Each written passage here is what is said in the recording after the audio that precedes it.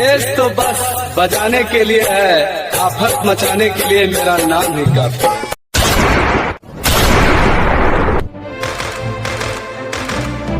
Deepak Singh Chhaprahiya. Hi guys, welcome back to my channel DK pictures Bhojpuri. My name is Deepak Singh Chhaprahiya. फिर से स्वागत करता हूं अपने ही चैनल डीके पिक्चर्स भोजपुरी में। और आप सभी भाइयों के लिए बहुत ही ज़बरदस्त एक रंगदारी सॉन्ग यानी कि दोस्तों बाहुबली सॉन्ग लाया हूं, एकदम ज़बरदस्त मीटर। तो दोस्तों आइए हम लोग वीडियो को करते हैं स्टार्ट।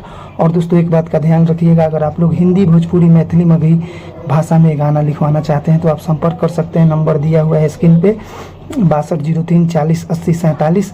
और दोस्तों आप लोग अच्छे से गाइएगा। मैं घर में हूँ, धीरे धीरे स्लो आवाज़ में गाऊंगा, लेकिन अच्छे से बताऊंगा आप लोग को। इतने ही आवाज़ में कॉम्प्रोमाइज़ कीजिएगा। तो आइए वीडियो को करते हैं स्टार्ट। खोसी के कटा सीना चली ले तन के, जाने इलाका पूरा डर नहीं खे जान के।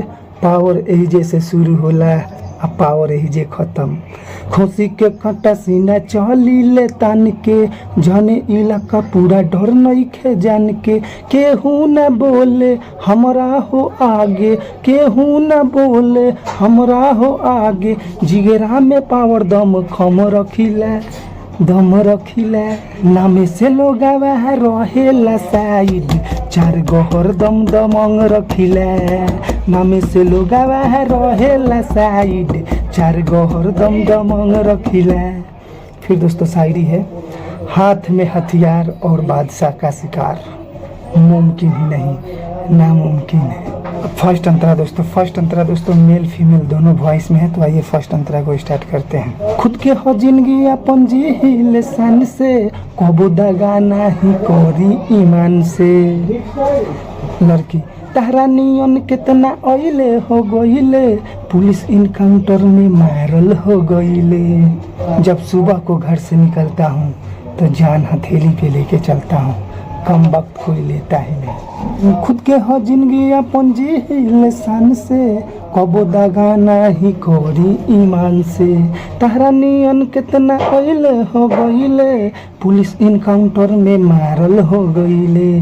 पुलिस प्रशासन के ठोके सलाम, पुलिस प्रशासन के ठोके सलाम। हर एरिया में हम दम खम रखिला। नामे से लोग रहेला साइड, चार गो हरदम दमंग रखिला। हम जहाँ भी रहते हैं धाक जमा कर रहते हैं, समझे।